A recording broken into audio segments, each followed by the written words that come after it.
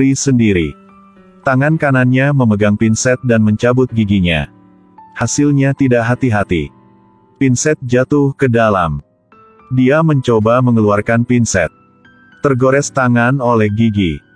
Darah juga tertinggal di atas. Pria itu tidak peduli.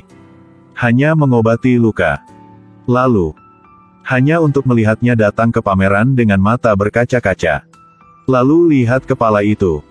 Seolah-olah kepala bisa mengendalikan seorang pria. Sekarang jari masih berdarah. Mata juga menjadi merah. Maka kepala memancarkan gelombang suara. Dia sepertinya telah menerima beberapa berita. Ambil pisau sepanjang 2 meter. Terhadap atasan. Untungnya FBI Brin menemukan sesuatu yang salah. Setelah melihat noda darah di tanah, Beryl buru-buru melepas sepatu hak tingginya. Mengeluarkan senjata tersembunyi. Satu pihak memberitahu atasan. Satu sisi berlari ke arah pria itu. Pada saat bahaya, segera menahan pria itu dengan pistol. Saat dia berpura-pura melepaskan senjata kita, lalu balikkan. Ambil Sandra Brin. Tapi dia adalah FBI. Ketika dia tidak memperhatikan, cepat lepas kendali. Lalu dengan kaki yang panjang, ditambah beberapa tendangan, kendalikan pria itu dengan lembut. Pada saat yang sama, Steve sedang berpatroli. Segera menemukan masalahnya. Dia melihat kepalanya berdarah tanpa henti. Karena itu, sementara orang tidak memperhatikan, meraih kepalanya dan dengan cepat pergi. Tapi baru melangkah keluar, langsung jatuh. Kepala secara tidak sengaja berguling ke kaki seorang pria. Steve menyuruhnya untuk tidak menyentuhnya. Tapi pria itu tidak mendengarkan. Mengambil sesuatu yang tidak tahu. Taruh di kepala.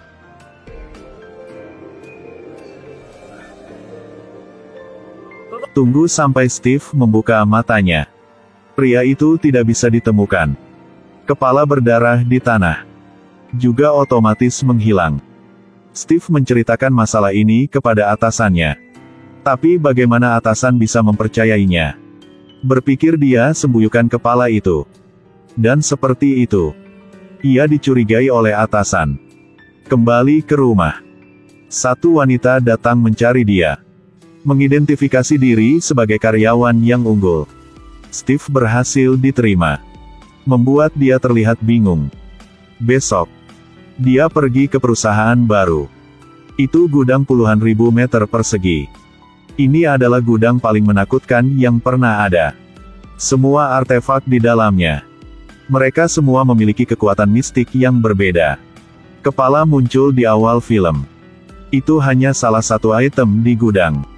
Membuat dia semakin takut.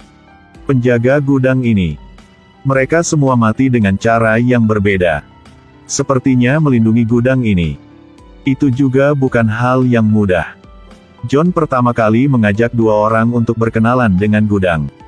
Keduanya berbicara dan tertawa. Jelas tidak tahu betapa menakutkannya gudang ini. Sekarang juga, satu bola petir terbang. John buru-buru menyuruh keduanya untuk segera sujud. Lalu, John berkata dengan tenang, "Fenomena ini sangat normal."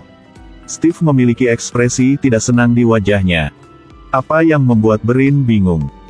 Tepat ketika John sedang membersihkan peninggalan budaya, satu ketel tiba-tiba muncul di tangan Steve. Dia kaget. John menyuruh untuk tidak bergerak. Jangan katakan apa-apa juga. Bahkan tidak menginginkan sesuatu. Jangan memikirkan apapun lagi. Karena ketel ini, itu akan melakukan apa yang manusia pikirkan di kepala. Lalu segera dorong satu tangki larutan ke. Buka tutupnya. Suruh Steve memasukkan ketelnya. Brin tidak percaya. Buat satu keinginan.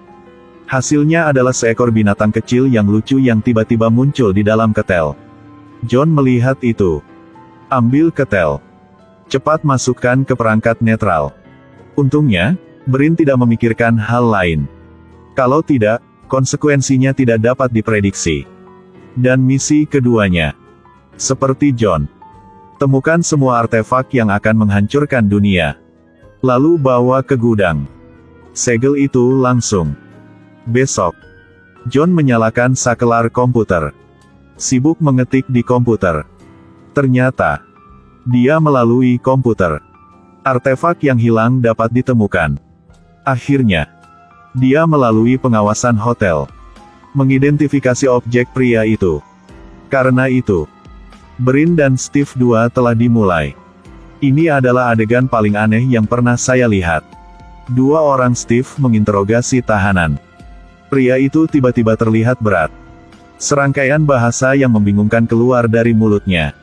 Ada juga angin di sekitar.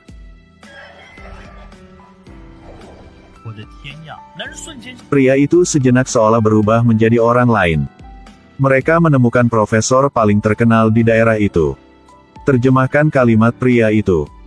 Jika orang lain tahu saya takut apa, akan mengerti rasa sakit saya. Mereka berdua tampak bingung dan pergi dari sini. Setelah Steve pergi, profesor buru-buru mengeluarkan sebuah buku. Bandingkan konten di dalamnya. Sama semua. Sepertinya dia menyembunyikan sesuatu dari Steve. Tentu saja, John menggunakan mantra untuk mengunci artefak. Itu adalah jepit rambut di kepala jiwa yang teraniaya. Jepit rambut ini memiliki pesona yang terpasang. Bisa menggairahkan orang. Mantra itu. Itulah perintah fonetik jiwa. Pada saat yang sama, profesor itu juga dikendalikan. Baru saja mengucapkan mantra. Baru ambil pompa bahan bakar. Tuangkan bensin pada diri sendiri. Lalu keluarkan korek apinya. Dua orang berada di ruang profesor. Benar saja, menemukan kotak untuk jepit rambut. Tapi tidak ada jepit rambut di sekolah. Saat ini, satu wanita datang. Dia tahu di mana barang-barang bisa diletakkan. Karena itu mereka bertiga pergi bersama. Tiba-tiba, Steve yang berhati-hati menemukan masalahnya. Dia melihat jepit rambut di kepala wanita itu. Lihat lagi bentuk kotaknya. Lalu cepat temukan alasan untuk menghentikan mobil. Wanita sadar tahu terungkap. Segera meraih kemudi. Dalam sekejap mobil itu terbang ke udara.